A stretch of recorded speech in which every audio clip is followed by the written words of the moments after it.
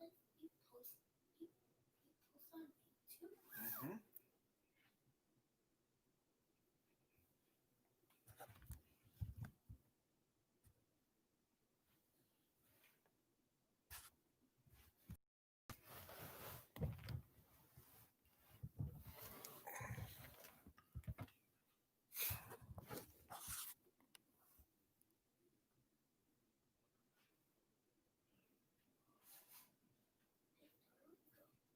Eat downstairs.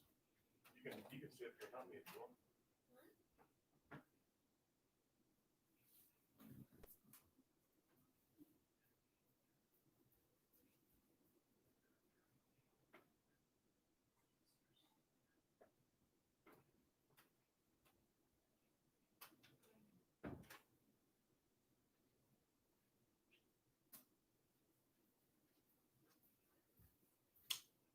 All right.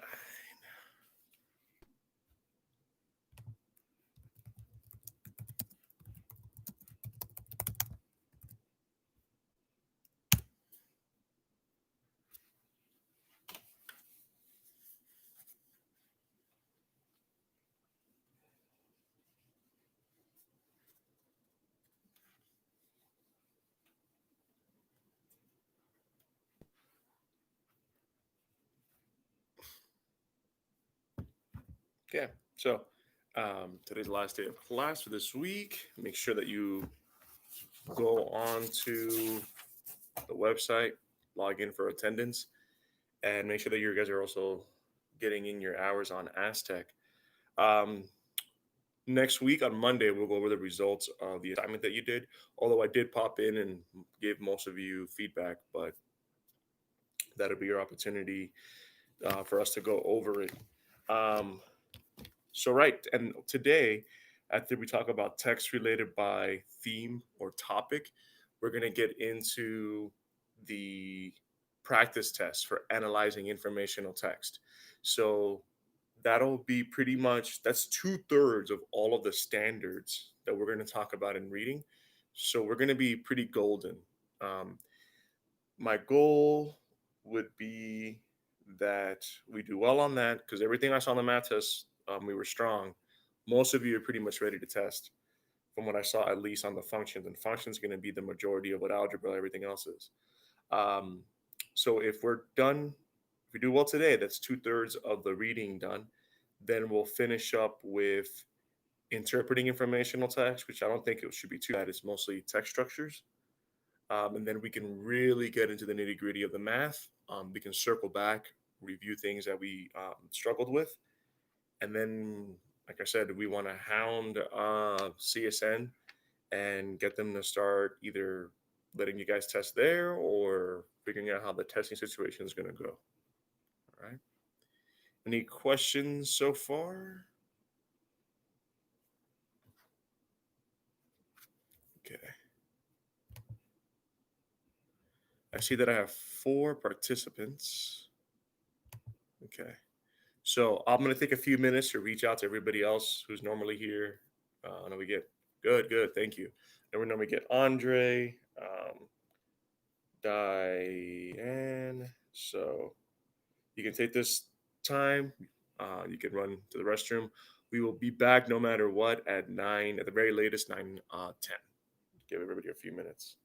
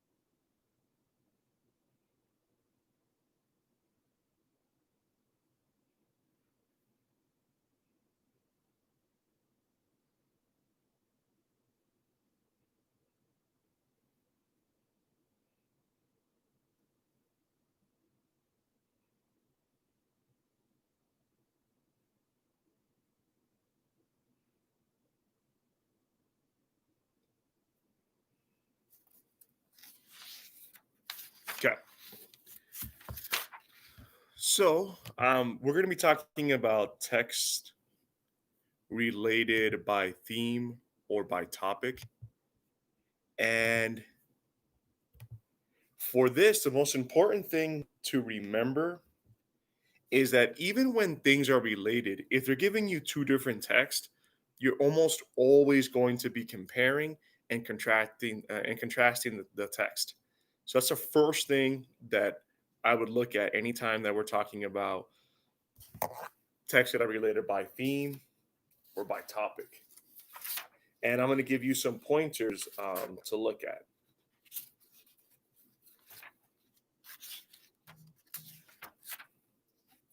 'Cause I know that it can get a little, I know it can be a little hard sometimes to differentiate. Okay, so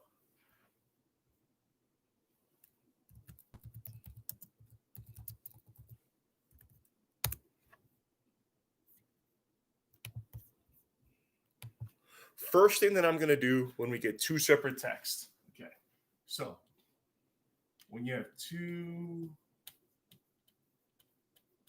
separate texts. Okay, so the first thing that you want to do is close read.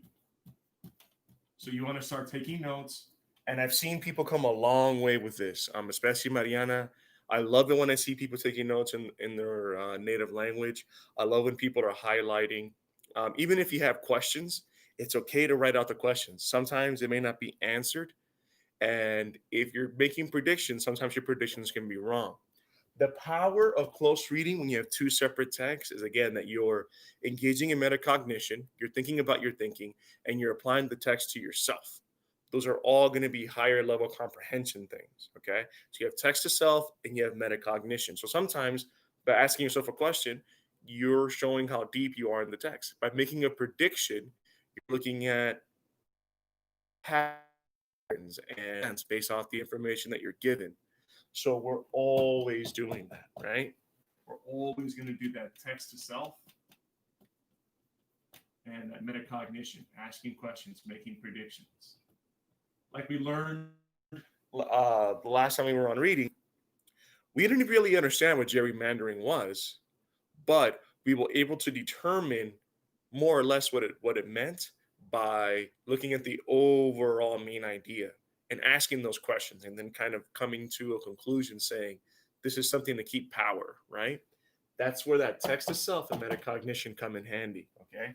And anytime you get two separate texts, always compare and contrast the text. Write your notes out where you're comparing and contrasting them. And when you notice subtle differences, you're probably going to get a question on the difference, right? You're going to get a question on the difference. Think about, and again, apply it to yourself. If there is a difference in the text, what does that mean? Right? So those are all things that are going to be important to consider. So let me stop there. Questions so far?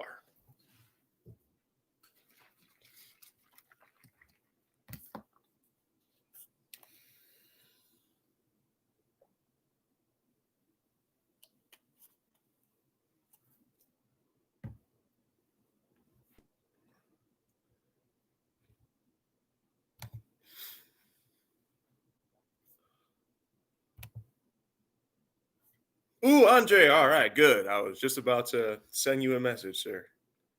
Glad you're joining us.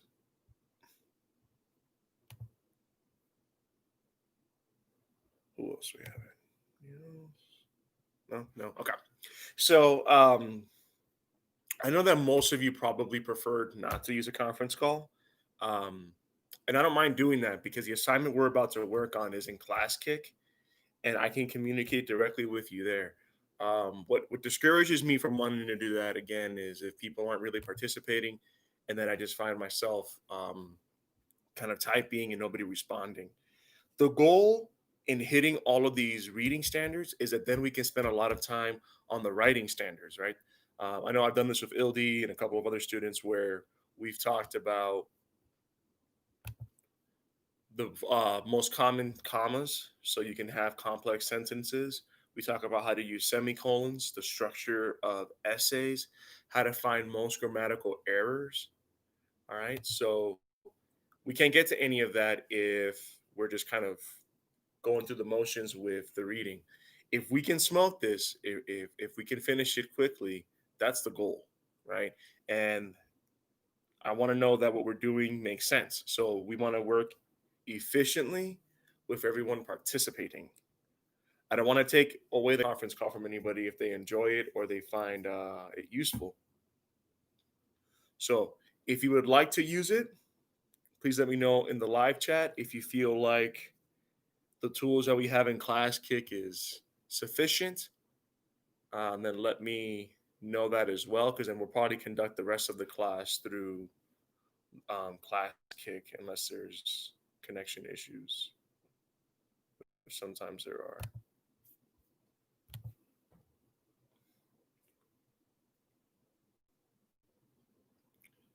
So let me know if you'd like to use the live chat.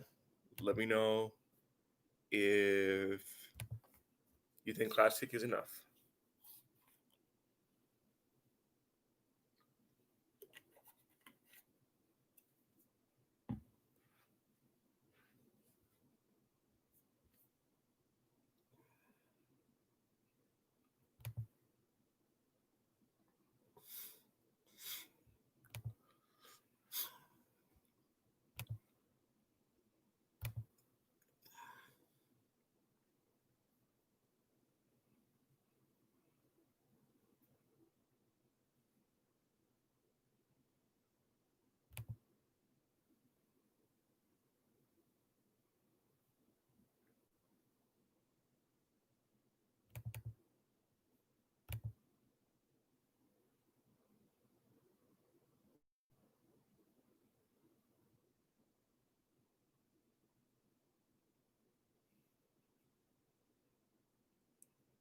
Okay.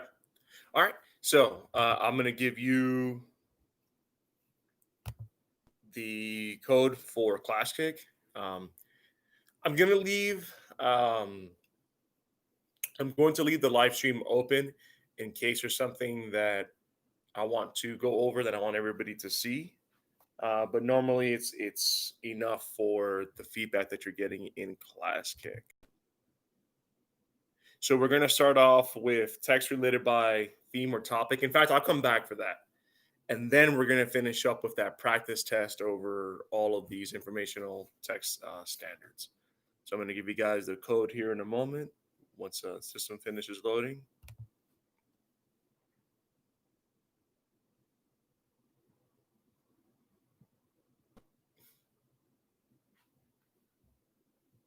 Okay. So remember, we all said Class Kick is interactive. So that means when I look at the assignment, I shouldn't see any blanks, shouldn't see just the assignment itself. I should be seeing you highlight, doing your close reading, taking notes, making predictions, actively working.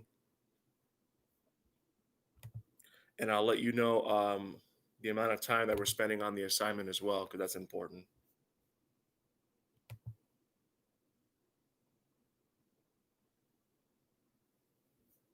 Let me delete some of these.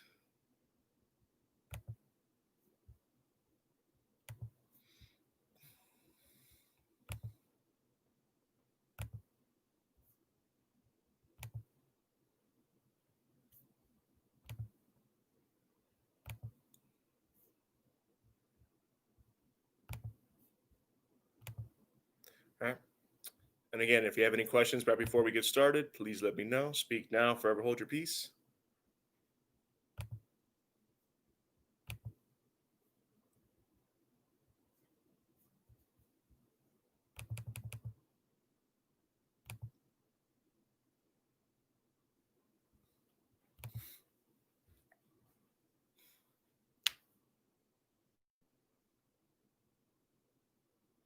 I know Classic does work on a smartphone, but the students that normally use a smartphone aren't here today.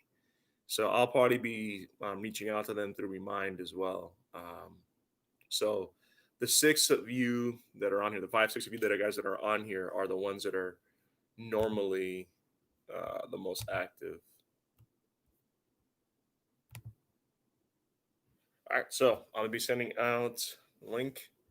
Now, again, just because I'm sending out the link doesn't mean you can't call me if you have a question. Doesn't mean you can't email me, etc. I would just say that if you're writing out your questions, you're going to be practicing more of your writing skills than just if you call me. But I understand sometimes that's easier.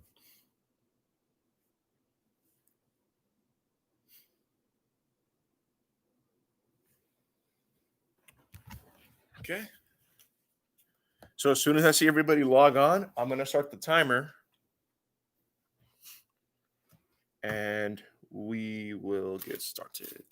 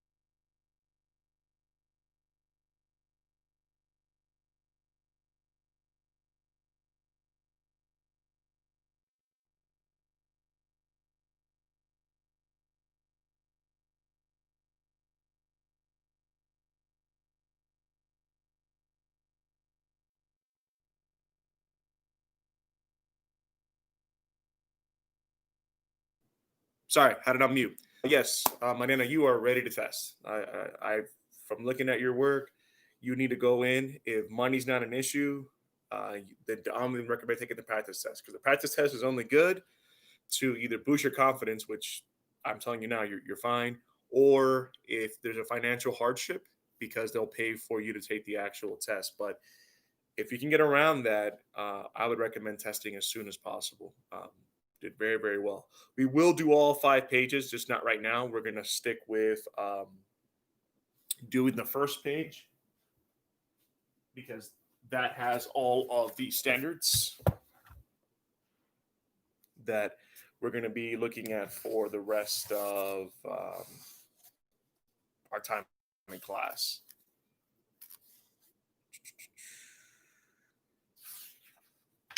So I'd actually like to read this text out loud. Make sure let me make sure I answer all questions first.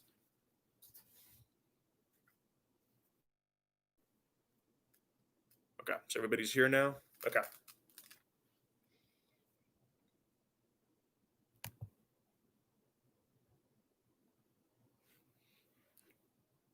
Okay. So a couple things just to notice. So the test is about 65 minutes long. And as I was clocking everybody in, I think everybody finished around like the 12-minute mark. Okay. That's approaching almost a quarter, almost 25% of your time spent on 4 questions. Okay. So and the only reason I say that is you spend the most amount of time, right?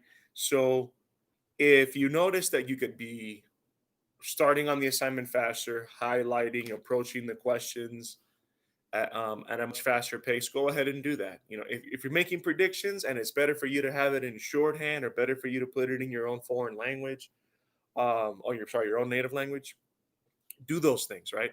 We always want to shave off those minutes because some texts are going to be harder for us, right? But I would imagine that most of us have some experience with illegal downloaded music or music that's downloaded illegally. Not that anybody here would do that, but I'm pretty sure you have some background knowledge on the fact that people do download music illegally. Um, so it's important that we start looking at how to trim off that time, right? So I would want this passage to take us about 7 minutes.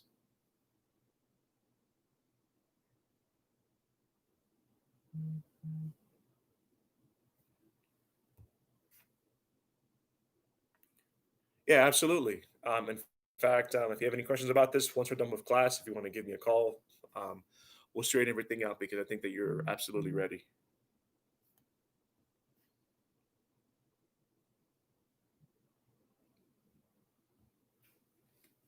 Okay.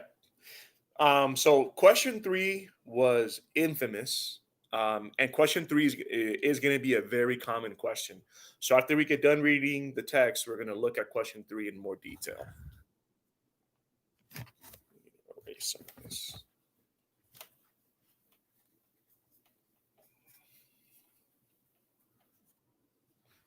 Yeah. So, the online piracy of digital files is a major problem for the music industry. From 2004 to 2009, 30 billion songs were downloaded illegally, representing a loss of billions of dollars of revenue. Yes, I would like to do that. Yes, please call me. Recent legislation, along with the shutdown of certain major file sharing websites, has begun to stem the tide of piracy. The organization representing the music and recording industry, however, reports that the annual harm to the economy from piracy may be as high as $12.5 billion a year. More must be done.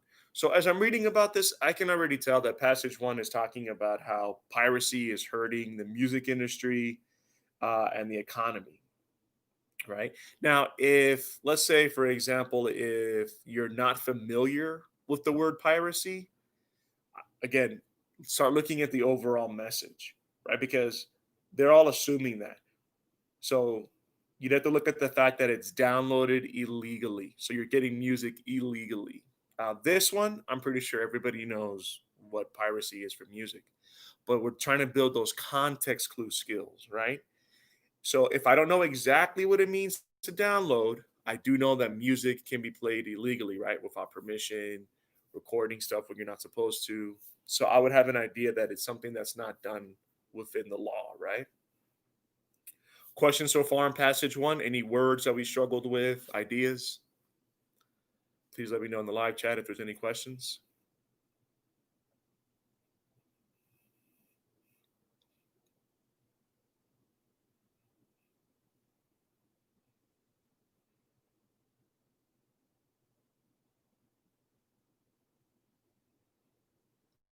Okay, moving on. Online piracy is harmful to the music industry, but not only for the reasons the industry claims. The financial harm caused by piracy is often exaggerated. Okay, so right then and there, I already know they're going against passage one. They're saying it's not that bad and that in fact it is exaggerated. So even though we're not talking about two separate arguments, so far it sounds like we're getting two separate arguments. One is saying it's $12.5 billion from 2004 to 2009. No, I'm sorry. From 2004 to 2009, 30 billion songs were downloaded illegally, and the cost of those illegal songs is $12.5 billion. So passage two is already going against passage one. I would be writing that down, right? So far, at least saying it's exaggerated. It's not that high. The recording industry estimates are based on the prices of songs and the number of songs downloaded. In reality, a person who illegally downloaded 10,000 songs would download only a fraction of that number if forced to pay for each file. As a result, the actual loss of revenue caused by piracy is certainly much lower than the industry claims.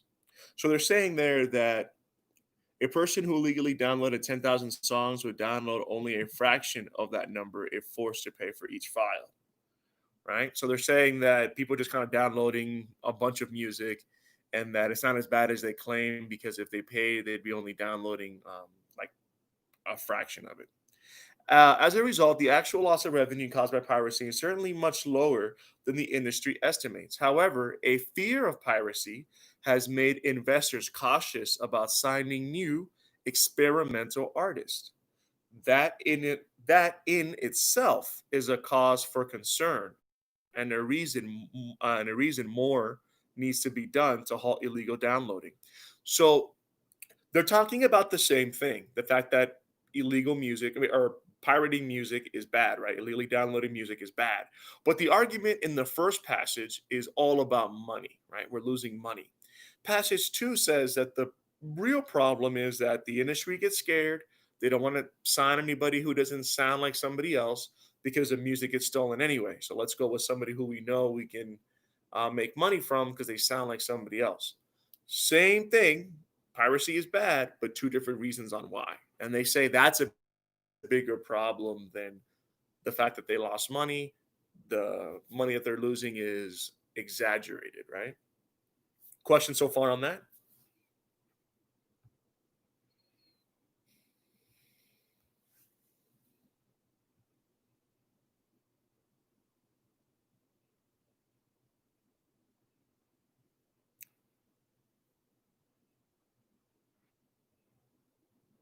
Okay.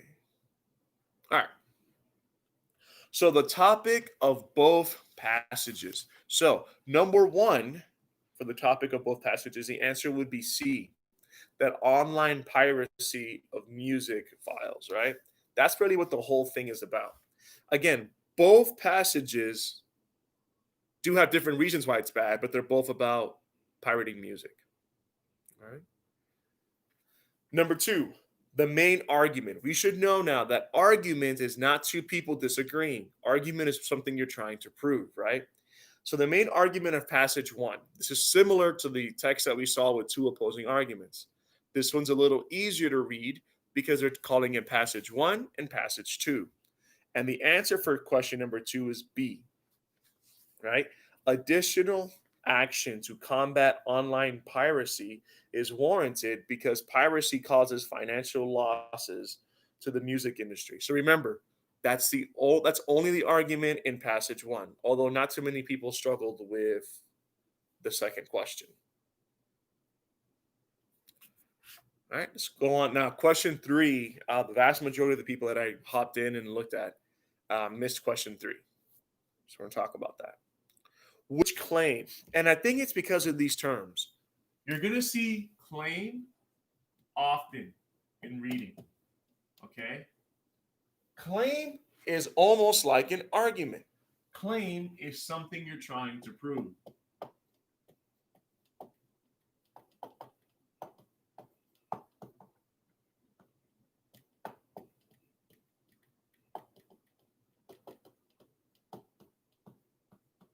Okay. So I could have a claim, for example, that diet is more important than exercise when it comes to losing weight.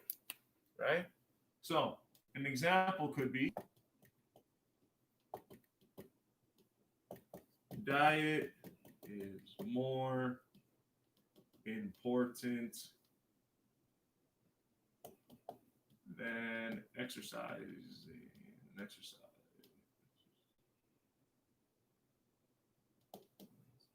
to lose weight.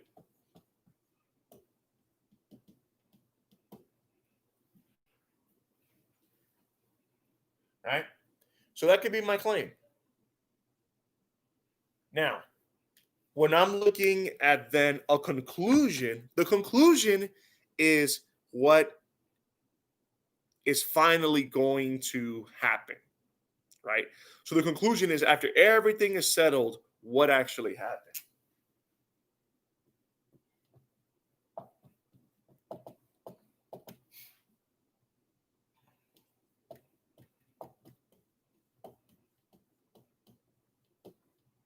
Okay? So it's what actually happens. So if I do an experiment where some people eat really bad, but they exercise a lot, some people never exercise, but they eat really well, and see who loses weight, the conclusion is going to prove whether my claim was right. And is it true, right? Now, sometimes, in this case, your conclusion is just basically your last point. This is where you sum up, right, what you were trying to prove.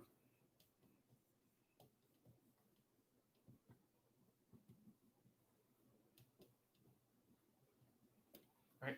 You sum up what you've been trying to prove this entire time. Okay. So that's where you can get that from your conclusion. And I think that those two terms were as I was looking at the answers, this is where I think the biggest amount of no, this is where I think the most amount of confusion and misunderstanding of the question came from. So, what are they claiming in passage two? Well, in passage two, they're saying that the money isn't even all that bad, right? Oh, you say you're losing money? That's not true. They're concluding that the real problem is that other artists aren't getting a shot, right? So the question is, what can we use to back that up, right? So they're saying which claim in passage two supports the conclusion. I'm sorry, which claim in passage two supports the conclusion drawn in passage one. So in passage two, the claim is that the music industry is not losing a lot of money. It's exaggerated, but the biggest problem is that new artists cannot make a name for themselves. They can't become famous because people are too scared to do anything different because they're not making enough money as it is. Stick with what works. Well, they're supporting the idea in passage one that it's that this is bad and that it's hurting the industry, right? So they both agree that piracy is hurting the industry. So we have to look at what claim is backing that up, right? So let's look at D. Financial harm from illegal music downloads is often exaggerated. Well, that's not what they're trying to say in passage one. In fact, in passage one, they're saying the exact opposite, right? They're saying, I'm sorry, in passage one, not only are they just saying the opposite, but they're saying it's a huge problem just to the economy. So you know D is not going to work. I saw a lot of us put C. A person who downloads music illegally would likely download fewer songs if he or she had to pay for them. Well, that's what passage two was saying, but that's not really has anything to do with what passage one is talking about. Passage one is talking about piracy more in the sense of people just getting music without even having rights or anything else like that. So I can see where there's a little bit of confusion with that. But they're not just talking about people not paying, it's the idea of losing money because people can play your music without paying you. People can sample your music, do a bunch of stuff. So, C, I can see where C is confusing. But remember, we really want to get to the point that they both agree that piracy is wrong. Not about money, but that it's wrong and that it hurts music, it hurts the industry. Let's look at B. Recent legislation has begun to reduce the amount of online music piracy. That really wasn't established anywhere. So that would be a misnomer. That's a question that's there to throw you off. So no. So for number three, the answer would be A. Fear of piracy makes it difficult for new experimental acts to get signed, right? So that was the whole claim in passage two, right? That is supported by passage one because they're saying that it's hurting the industry, right? It's costing them $12.5 billion. So they both say that piracy is bad. So I think this one became confusing with claim and conclusion. The claim in passage two, artists can't be signed that are experimental because the music industry is already losing money and they're scared and they don't want to take any chances. That's passage one is saying that the music industry is losing a bunch of money and it's costing them, it's hurting the economy. So they're both having that argument that this is going to hurt the industry. And that is supported in passage one. If they're losing a lot of money, they're not going to be signing anybody who sounds different. So that's how the message, the claim in passage two relates to the passage, to the conclusion in passage one, right? Question so far.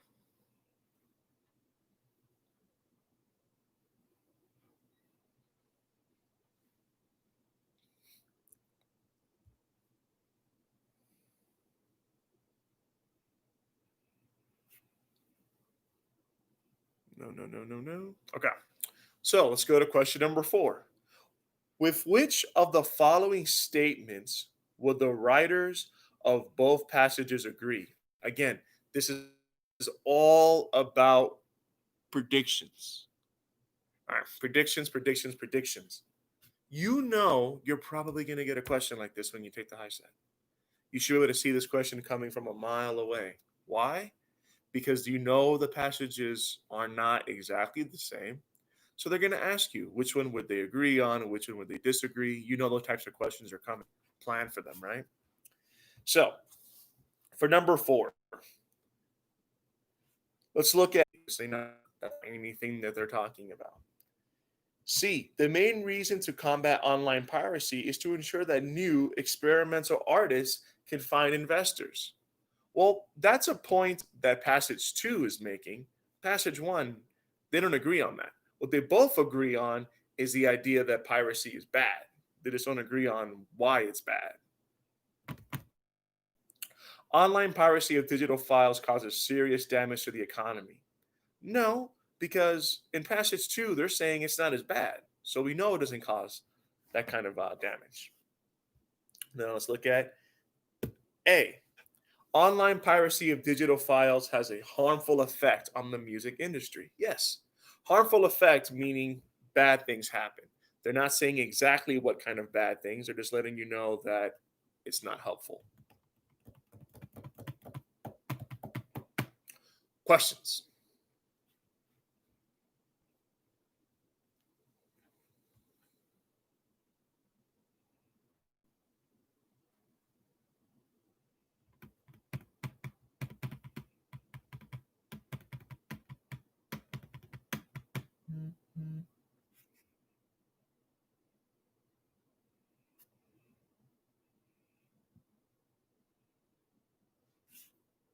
Okay.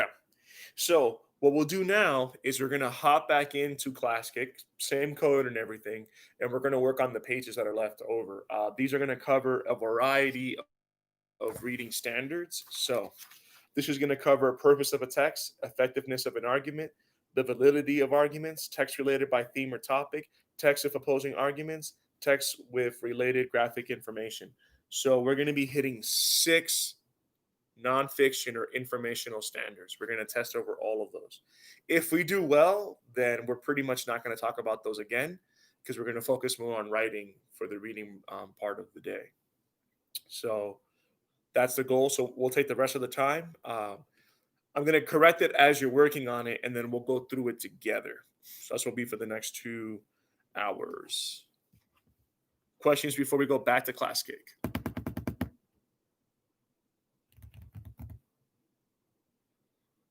Questions.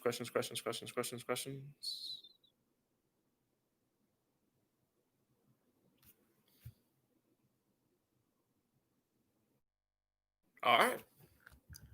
So let's head over to Classcake.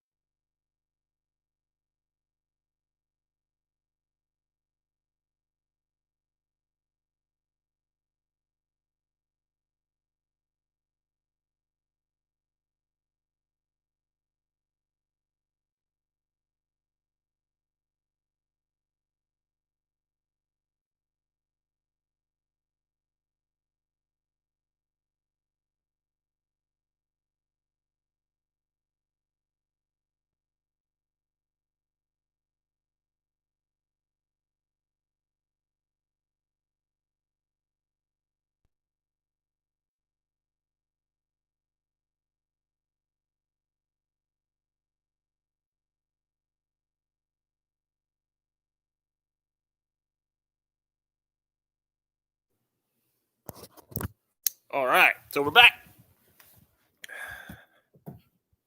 Let's go ahead and start reviewing these questions. Okay, saw that Andre said he was done. Okay, so that must have been a few minutes ago.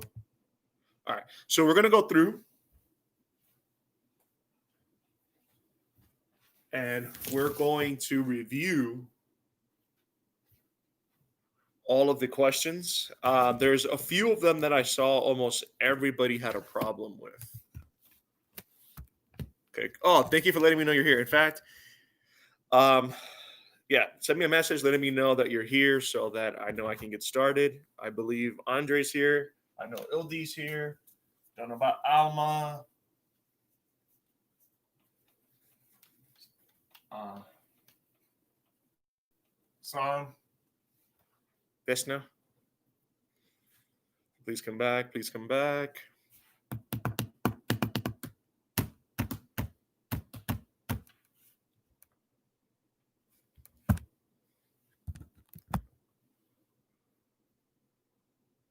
Okay, go ahead. Sure. What's your question?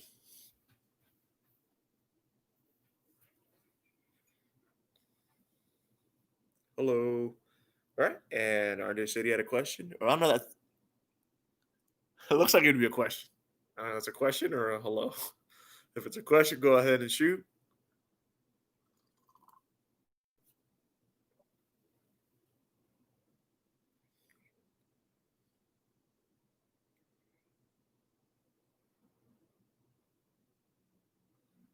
Who are we waiting on? Alma. Alma.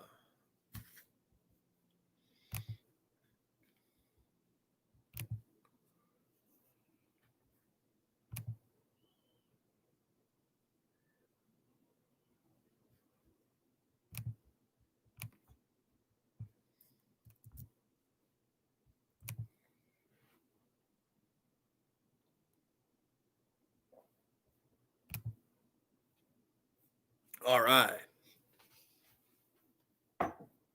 Okay.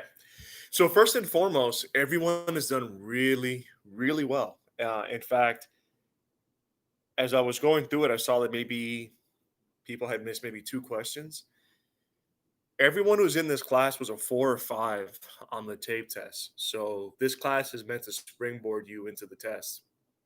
This is coming directly from the HiSET book. All right. So this isn't just a test that I'm finding online. This is directly from HiSET.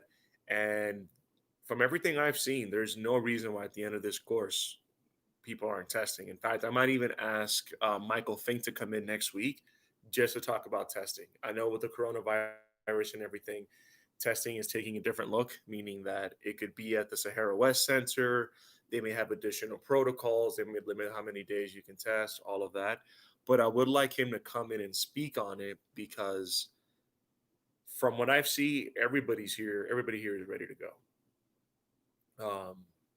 And some of you guys are even more so than others. But everyone here, from what I've seen so far, is good to go.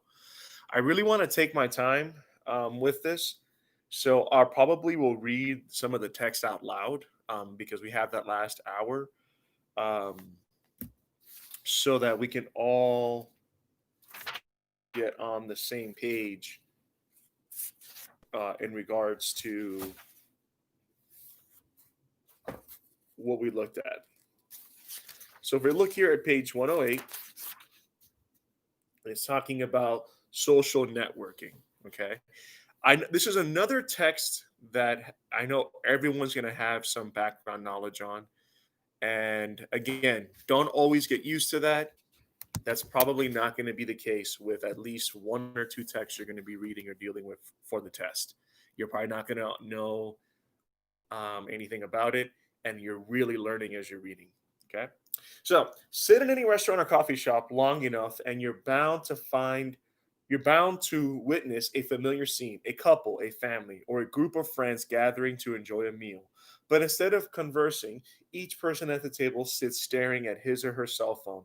In this age of social media, the question arises: does technology enhance or limit our ability to make strong emotional connections with other people? Social networks have broadened with the expansion of communication technology. We connect easily with new acquaintances, old friends, potential clients, and complete strangers. For loved ones who are separated by distance, technology provides an important lifeline. Soldiers deployed for long tours of duty meet their newborn children over video chat. Grandparents limited by ill health watch their grandchildren grow through pictures and videos posted on social media sites. So as I'm reading, and that's okay. If your reading is still slow, this is your time to practice. Okay. Your time to practice. You know, you're going to have about an hour and a half for the reading test and about 40 questions. Also, as you're reading, this is coming directly from the high set, you're going to begin to predict the questions you're going to be given. So a lot of times you're going to zip through the questions because you already know what's coming up. Anytime we do something, we are always looking at reading standards, right? Text with related graphics, theme, main idea, um, opposing arguments, plot elements. There's like everything that we're going over is a reading standard, right? So if you know what those reading standards are, you'll be able to predict what the question is going to be as soon as you start reading. Like right here, right now, we know that they're talking about how social media is a good thing and it's connecting people. But based off the title, at what cost? I know it's not going to be an entire article or text about how great social media is or social networking is because they're saying at what cost. So, reading like that predictively, that's another reading standard. It's not going to completely be hurt by the fact that you may be a little slower. Also, take this time to read, right? If you're reading and getting into the text, you're going to take a little bit longer.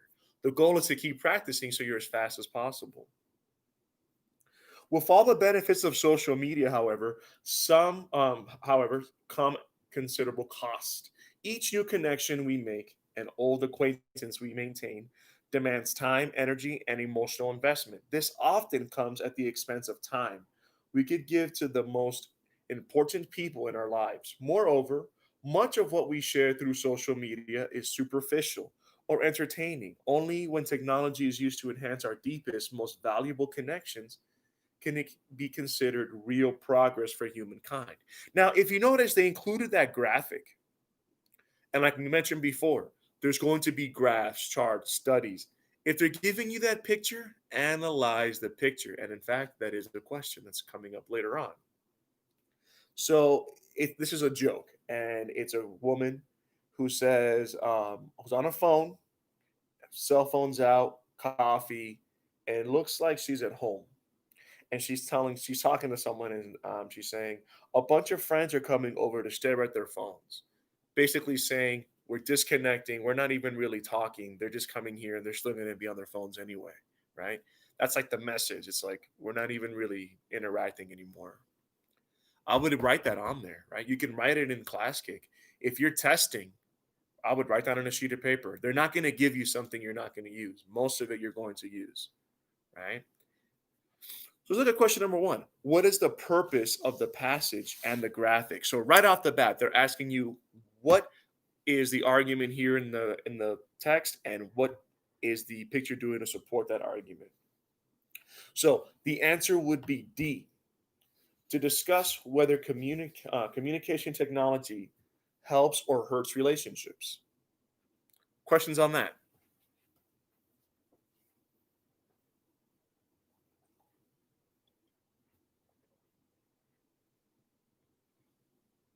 Ooh, you guys are podcasting me? Questions on number one. Questions. All right, good. I love it when I see the live chat, people constantly responding because that means I know that you're paying attention. Number two, the question is, what is the topic of the passage and the graphic? So they keep going back to the graphic, right? And the answer would be B, how technology affects interpersonal connections. Most of these, everybody was smoking. Number three, which of the following details in the graphic supports the author's point of view in the passage? Well, what is the author's point of view? The author's point of view is that it's the social networking is helping us communicate, but it's also making us more distant in how much we connect, right? The author says things like, we share things that are superficial, meaning not serious, like, oh, I bought a dog today, or, hey, I found $100 on the ground. Nothing that's really meaningful that's going to make a connection, right? So when we're looking at question number two, the answer would be B, how technology affects interpersonal relationships. Number three, which of the following details in the graphic supports the author's point of view? Sorry, we were number three. Number three would be D. The caption reveals that the woman's friends will use their phones during the visit. And that's obviously not why you invite people over. That's the joke. You're not going to invite people over to be on their phones. But the author's saying that's how we are now, right? Number four. Together, the graphic and the passage support which of the following conclusions? This is why when we always read predictively. We're always trying to predict. That's what your notes should be focused on. Even when you're asking yourself a question, you're always trying to predict. So, number four, the answer would be B. New communication technology may adversely impact important human relationships. Question so far?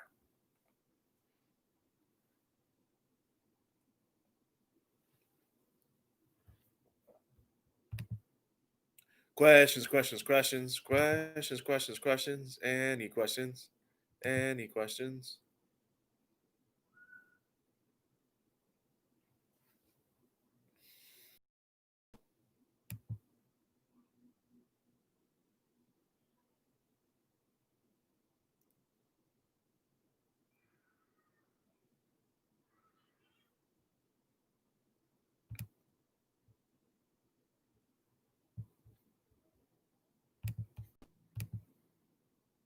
All right, moving on. Okay.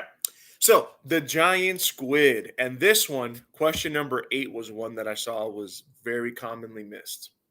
The giant squid is the world's longest cephalopod. Cephalopod. Based on measurements of over 100 full specimens, including adult and adolescent individuals recovered from the stomachs of sperm whales and other predators, scientists have determined that the giant squid can reach a length of 13 meters. Now, whenever you get these informational texts and they're scientific, and you don't exactly understand one of the terms or how to pronounce something, it doesn't matter, right? So we're not taking a reading pronunciation test, we're taking a reading comprehension test. And I tell my students this all the time. It doesn't matter if you don't know how to pronounce something as long as you know what it is, right? So, as I'm sure most of you know, because you have jobs, you have kids yourselves, legal terms are usually in Latin and medical terms are usually in Latin, right? So you may not be able to pronounce modus operandi, but you know what MO is, right? You know what the bones are. So if it's like the tibia, fibia, ulna, mandible, may not necessarily be in English, but you know that it's a bone, right? Treat the informational text the same way. I think that might be one of the reasons why 8 was so tricky. Some have argued that the honor of longest cephalopod, should instead go to the colossal squid, a distant relative of the giant squid. But this belief is incorrect. It is true that the colossal squid may outweigh its giant cousin. However, of the few specimens of the colossal squid, all of them juveniles, I would highlight that and underline that, right? Because informational text is all about proving something. So they're only dealing with like teenagers. Um, the squids, right? So we're not dealing with adults yet. Described in the scientific literature, the longest measured 10 meters. Therefore, the giant squid wins the length contest. So they're saying that they're dealing with teenagers. You're not actually dealing with adults. So this measurement is not accurate. Okay. No other is cephalopod is even close in length to either of these animals. For example, the giant Pacific octopus, the world's longest octopus species, has a maximum arm span of about 6 meters. The giant squid status as the world's longest cephalopod remains uncontested. Okay. So as I'm reading this, I see there's some back and forth about which one is the longest. So you know you're going to get questions about that. And you know that they talked about the fact that one of the specimens was a juvenile teenager, which makes the idea of measuring them not really accurate. So you know that's going to be a question in and of itself, right? Anytime that you're presenting an argument that is not completely true, that's going to be a faulty argument, right? You're going to see a lot of this in reading. This is again why I'm part of beating a dead horse. This is why a lot of lawyers get a bachelor's degree in English. You're learning to argue the smallest of differences, or when things are not completely true, right? So yes, these specimens are smaller, but they're not adult specimens, right? And as I was going through the comment section, I left most of you a comment about that. And I said it's faulty. It's not 100% true. It's like me saying all cars run on gas. Well, we know that's not true. Some of them run on diesel, some of them are electric, some of them are solar powered, etc. Right? So faulty meaning it's not going to be reliable all the time, right? It works at times and it doesn't work at other times. There's fault in it, right? So there's already an argument in here before we're getting to the questions that show there's going to be fault. There's not going to be something straightforward. So let's look at number 5. So the question is the main point of the passage is that the colossals is that, and the answer is B. The giant squid is the world's longest cephalopod. All right. Nobody struggled with that. Number 6, which of the following best summarizes the writer's argument in paragraph 2? That's right. And the answer would be D. The giant squid is longer than the colossal squid. I'm not going to spend too much time on those because you guys smoked them. You did really well. What evidence is given to support the writer's argument in paragraph 2? So here's where we have to go back. We should always be taking notes, but we're going to go back to paragraph 2. And if you notice, in a lot of these, they label the paragraphs. I can't say that'll be the case when you're testing, but if that's helpful, then label them yourselves. So we're looking at summarizing the arguments in paragraph 2. Well, paragraph 2 is again where we're kind of having that contradictory, faulty logic, right? And the answer would be D. The giant squid is longer than the colossal squid, right? Because the scientific evidence about the colossal squid to support the passage's main idea about the giant squid, right? So we know the whole story behind measuring juveniles, not adults. Number 7, what evidence is given to support the writer's argument in paragraph 2? So here we keep going back to summarizing and supporting. I'm happy that not too many people got caught up with that. Remember, summarizing is taking the most important points, and evidence is the writer's argument, right? So number 6, the answer is D. Number 7, the answer is C. Questions about that?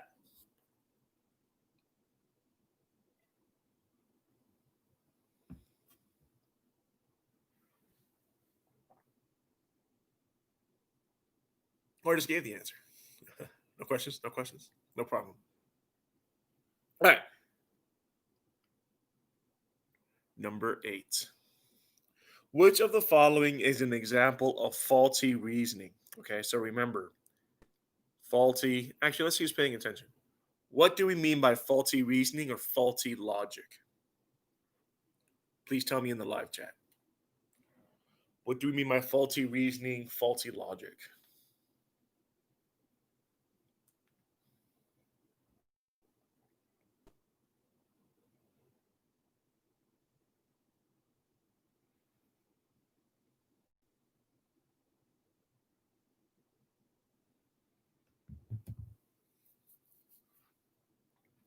Okay, so I saw that Ilby answered. So waiting for Andre, Sam, Alma, Mariana. Okay, so faulty. This is going to happen all the time in science. Faulty logic slash reasoning. Okay. So I'm going to break down a little bit of what we mean in science. Okay. So In the world of science,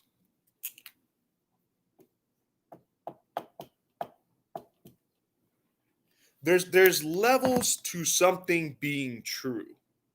And here's what I mean by that.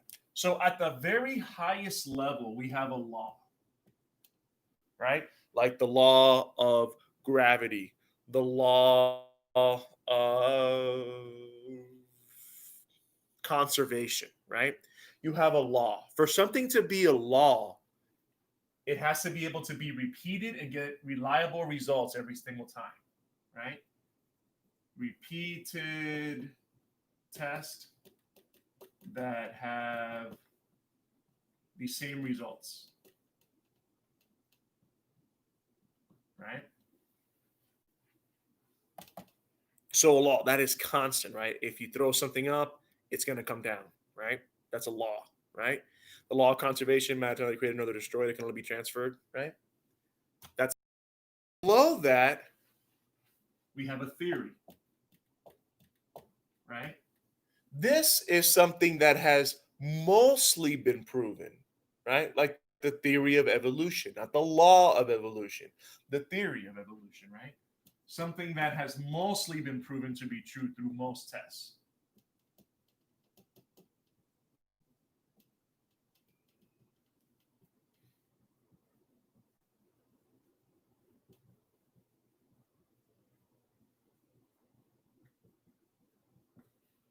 Now, below that is where we're going to start talking about things like a hypothesis and then just ideas that are faulty, that don't make any sense. Right? So there's ideas out there, for example, that we've never been to the moon, that the world is flat, that we shouldn't have vaccinations, right? They're faulty, meaning that there's going to be some truth in there, right? Can vaccinations be harmful for some people? Sure. And your doctor wouldn't recommend those vaccinations that are harmful for you. Is there a link between vaccinations and autism? Absolutely not. So the fact that some people would have an adverse effect from taking vaccinations does not necessarily mean that everybody would, or that you can connect all kinds of problems to this vaccination. That's faulty, right? In fact, it can never be a law. It can't ever be proven because time and time again, when it's been tested, it's been debunked. It's not even a theory because you can't even necessarily connect it most of the time, right? So that's when you start getting into like an idea, like a hypothesis or faulty, meaning there's little truth behind it. It's not giving you something that is reliably proven. And that's when it's a half truth, right? Again, saying things like all cars run on gas. Well, that's not completely true. That's faulty, right? Or saying things like, I'm trying to think of when we talked about the logical fallacies. For example, if you don't like a certain president, that doesn't necessarily mean that whatever they say is a lie or that it's not something you should listen to, right? You're attacking the person, you're not attacking the idea that they presented, right? In fact, there's ideas that were presented, for example, by like Hitler about the community needing resources and everybody being equal and things like that. Well, people wouldn't associate those good ideas of somebody like Hitler. So that's where you have this faulty idea, right? Because you're not getting something reliable and you're kind of going off into other areas based off of things that don't pertain to the argument. So here, when they're talking about the fact that the specimens they were looking at were kids or essentially teenagers, that's not a real measurement of how big they get. That's pretty faulty. Yeah, we know they can get to be this big, but that doesn't mean that they can't be bigger, right? It's only based off what we found. So that's why it's faulty. It's not a law, right? It's faulty that it's only half true. Questions about that?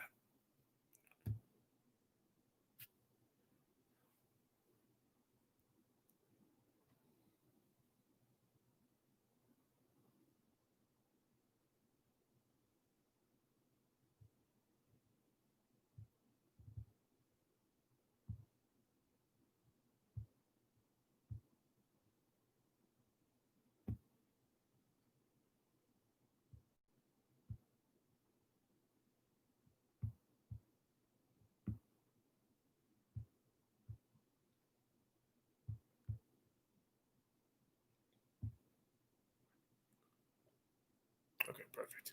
All right. So again, this is why you would see why lawyers and things like that, and this is why you would see lawyers getting a bachelor's degree in English, right? One of the cases that I thought was the most beautiful, where somebody uses faulty logic, but it almost became like a theory that people bought, was in the O.J. Simpson trial. Johnny Cochran was able to find out that one of the cops in the case was racist, and I'm sure there's a lot of ideas about cops now, given the incident that happened with Mr. Floyd. But he was able to prove that one of the cops investigating the case was racist. He had made racist remarks, had been accused of doing racist things as a cop. And in fact, he took that faulty idea that because a cop was racist, that the DNA, the blood found at the crime scene, and all this overwhelming evidence, maybe it was fake, maybe it was planted because one cop was racist, like proven racist. And I thought it was false. A lot of people thought it was faulty because somebody being racist doesn't necessarily have anything to do with the DNA, right? Blood is blood, and if your blood is there and things like that, to say that somebody planted it there is far fetched. But he took that faulty idea that could really easily be disproven, and he made it into a theory, right? By just going through these track records of how this cop didn't like people of color, playing on the fact that at the same time the case was going on, Rodney King, the Rodney King beating had just happened, so people were already suspicious of the police department, and made it into a theory, saying, "Hey, look, this is the way they treat people of color. Who's to say they didn't plant this or this wasn't fake?" And in fact, he got OJ off. And most of the reasoning was really faulty, right? But he was able to bring in other things and kind of get into a theory that people bought.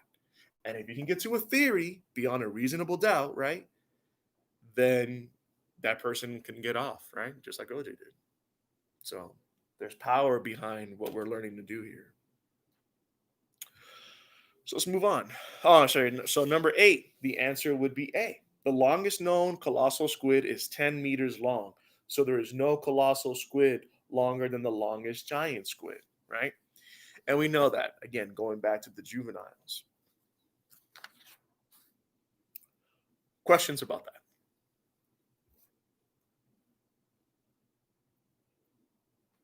Questions, questions, questions, questions?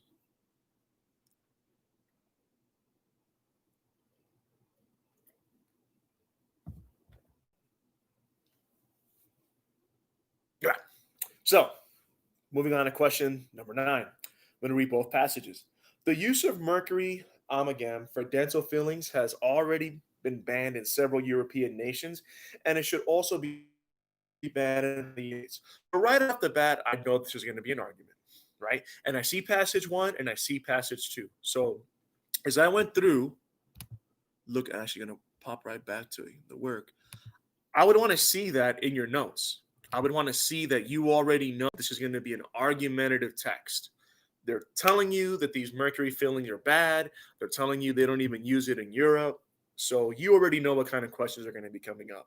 You're going to be asked to compare. They're going to be asking you which argument would the author agree with. You already know how that's going to go. Right? So nobody should be surprised. Right? And I see some people highlighted it.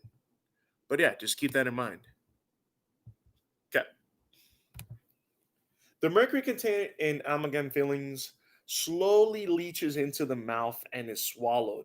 It is then absorbed by the small intestine and accumulates in various body tissues, including the brain, kidney, and liver. In 2001, a study reported that patients with a high number of amalgam fillings also had higher occurrences of cancer, respiratory disease, and diseases of the nervous system. Therefore, it is clear that this accumulated mercury causes a variety of health problems. So they're making their case, right? This causes a bunch of health problems. In addition to this health impact, the mercury released from dental amalgams has a number of damaging environmental consequences. Mercury waste produced by dental offices is sometimes directly disposed of into sewage, water, or landfills. Mercury can leach from landfills into groundwater and get into rivers and lakes. It has been estimated, for example, that dental amalgam is the source of 4% of the mercury found in the water of Lake Superior. Due to the alarming health and environmental consequences of mercury amalgam, dental fillings should be made from resin composites instead. These composites are already becoming popular due to their cosmetic appeal. So banning mercury amalgam will create no consumer backlash. There are demonstrable advantages and no disadvantages to banning mercury dental amalgam in the United States. So I know they don't want mercury, and then I know by the last paragraph that they're saying we should be using composites instead. So that's the whole argument. I haven't read passage two, but I would like to believe passage two is going to argue against everything in passage one. I could be wrong. In recent years, uneducated consumers have expressed a growing fear of the mercury commonly found in dental fillings. The environmental impact of mercury is serious, and the release of mercury into the environment must be better controlled. However, the health risks associated with mercury amalgam fillings are minimal. Right out the gate, they're disagreeing, right? They're saying that the health risks are minimal. So, all the things we predicted were going to come up as questions, that little paragraph just pretty much backed up everything we were assuming. It is well known that people who have mercury amalgam fillings absorb small amounts of mercury. However, most of this mercury is excreted in the urine. To date, no convincing scientific study has demonstrated that mercury absorbed from dental fillings causes any serious health problems. Because mercury amalgam fillings tend to last longer than resin composite fillings, amalgam is preferable for use whenever there is no cosmetic need for tooth colored filling. All they're saying is that it's not that bad and that it's better when you don't have to have a colored filling. However, the disposal of mercury amalgam in dental offices absolutely must be regulated, right? So you have to control the way you get rid of them. The Environmental Protection Agency estimates that 40 to 50% of the mercury in the wastewater processed at public treatment plants comes from dental amalgam. This is inexcusable, especially because devices that remove mercury from wastewater are inexpensive and easy for dental offices to use. While mercury amalgam should remain available because it is more durable than composites, every dental office must have a device to remove mercury from wastewater. So their argument is it's cheap and it's easy to get rid of the amalgam, right? So we shouldn't be using the mercury. We should use a mercury amalgam and hold the dentist accountable for getting rid of it in the water, right? So, two opposing arguments, and we really tried to predict what the questions were going to be. Didn't see um, too much of a conflict struggle with any of these, so I'm just going to go through the answers. So, number nine. Answer number nine is B, mercury dental amalgam. The question is a topic of both passages, and that should be pretty straightforward. What is the main argument of passage one? C. Mercury amalgam fillings should be banned because they are unhealthy and bad for the environment. Not going to go over that much more. Which statement best describes the supporting evidence in paragraph 3 of passage 2? So, number 11, the answer would be D. It is, it is a convincing statistic from a reliable source. Questions so far? Making sure you guys are still with me. Questions, questions, questions.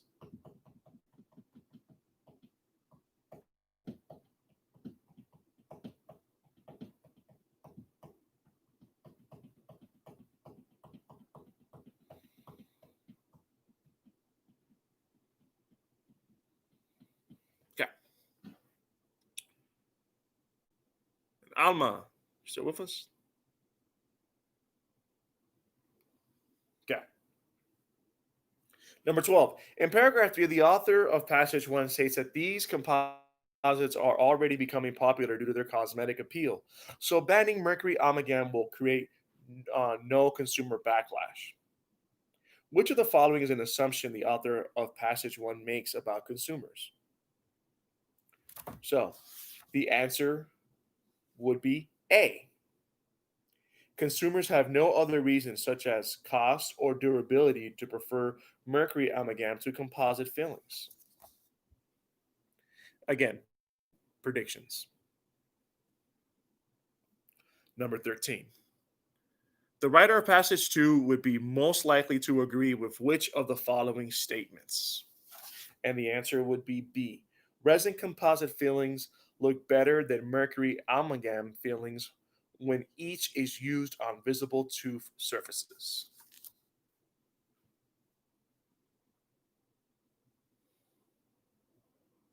14. Which of the passages has weaker supporting evidence and why? Now, this is one of the questions that I would hate because when it comes to evidence, in a passage like this, it can really go either way. So again, we go back to who has more studies, who is proving their case with examples that can be followed, logic that can be followed, right? So for question 14, the answer would be A. Passage 1, because it cites no sources for the study or the statistic that it cites, right? So that's pretty self-explanatory, pretty straightforward. They're naming a study. Here's what I don't like about that. You're going to see things like that on the test. And if they say the information came from a study, normally we're going to give them the benefit of the doubt. So, I mean, we're really splitting hairs there.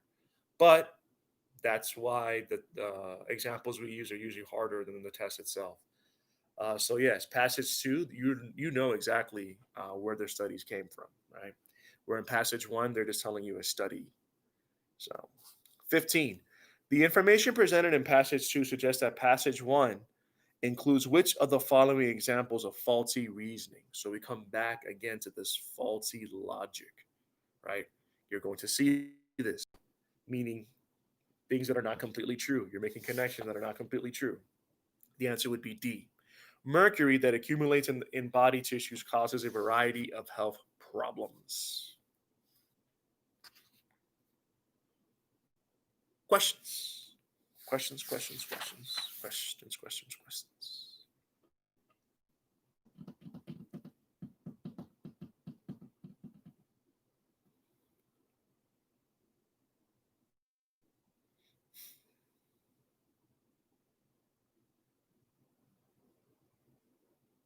Okay. So, how do you guys feel about how you did? Let me know in the live chat.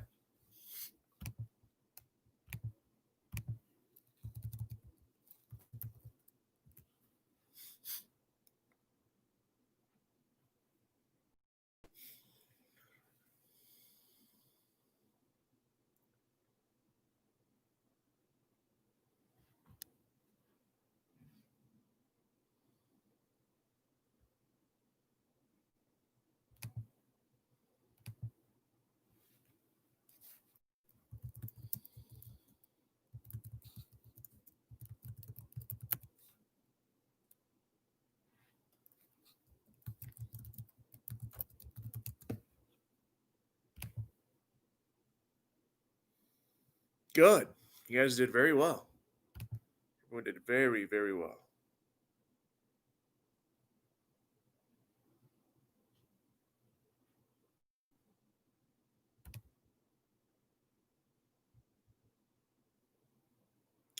Okay. So, I know that before we saw a video on faulty logic. We saw a video on logical fallacy. So I'm just going to post another one up just for the last 6 minutes. I want you guys to watch it, and then we're going to have a little discussion about it. And that's what we'll use to finish up. Because the faulty logic was the only area for informational text that people were struggling with.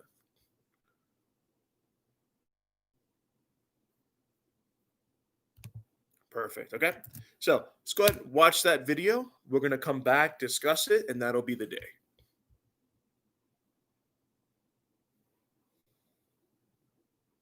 You should test tomorrow, Ms. Lopez.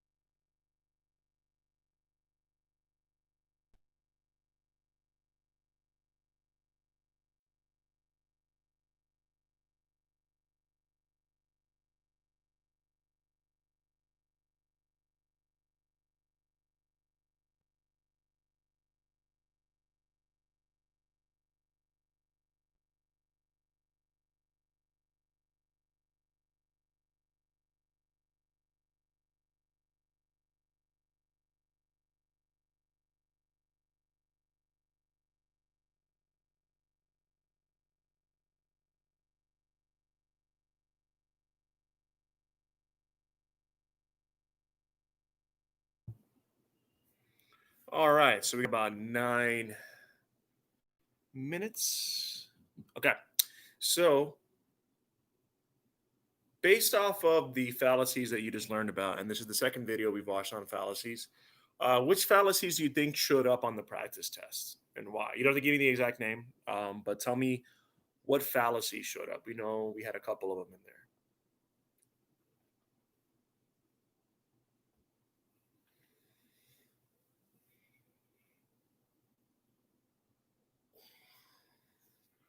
Okay, good. So Ildi said that there was a hasty generalization. Okay. And what example was that? What example of a hasty generalization did they have?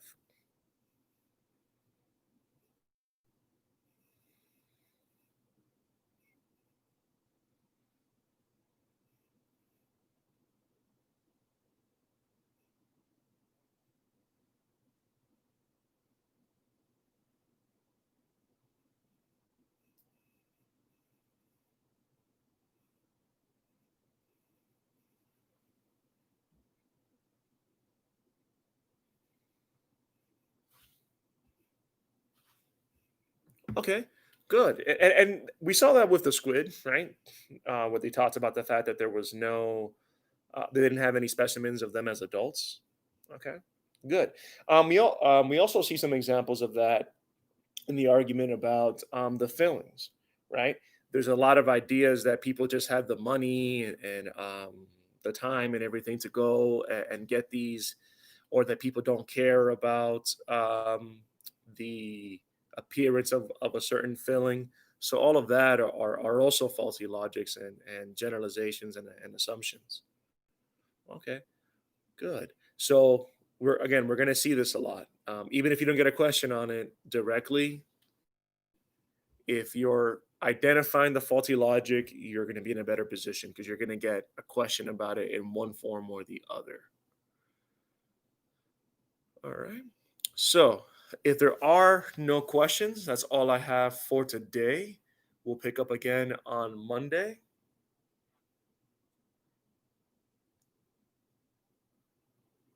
If you have any questions, please let me know in the live chat. I'll give you a few minutes to respond. And then if not, that's all I got. Questions, questions, questions.